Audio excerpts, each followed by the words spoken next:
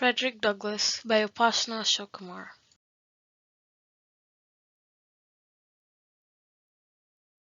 Introduction. Frederick Douglass was born on February 1817 or 1818. After escaping slavery, Douglass became a national leader in the abolitionist movement. He was a social reformer, abolitionist, orator, writer, and statesman. Douglass died on February 20th, 1895, after having a heart attack a while after attending a women's rights meeting.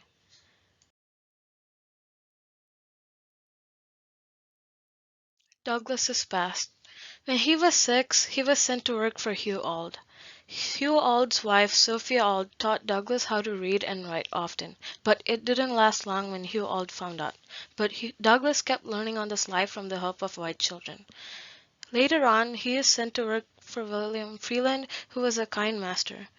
Douglass starts to teach other slaves how to read and write in secret, and the interest grew so much that more than 40 slaves attended the lesson. Although Freeland didn't worry about it, other slave owners were frustrated, and one day they stormed into the gathering with clubs and stones to disperse the assembly permanently. Because of a dispute between Thomas and Hugh Auld, Thomas Auld takes him back and sends him to Edward Covey, known as the slave breaker. He whipped Douglass so often that he was mentally and physically broken. One day, Douglass confronted Covey and won, and after that, Covey never tried to beat him again. His first attempt to escape slavery from his previous owner, William Freeland, ended up being unsuccessful, but on his second attempt, he succeeded thanks to his wife, Anna Murray, who was a free black woman. She supported his efforts with aid and money, eventually leading to his escape.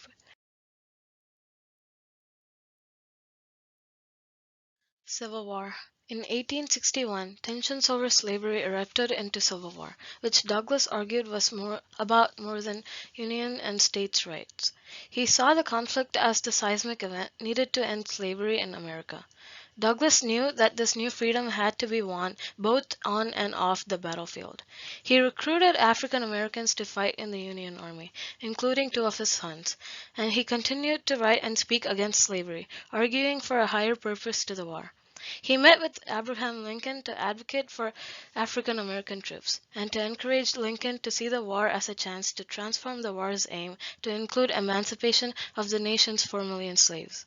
Following the end of Civil War, Douglass moved from Rochester to Washington, D.C., eventually buying his home at Sutter Hill.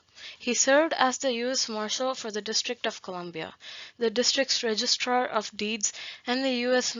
Minister to Haiti and charge of affairs to the Dominican Republic. And he continued to work to expand civil rights in the United States country until his death in 1895.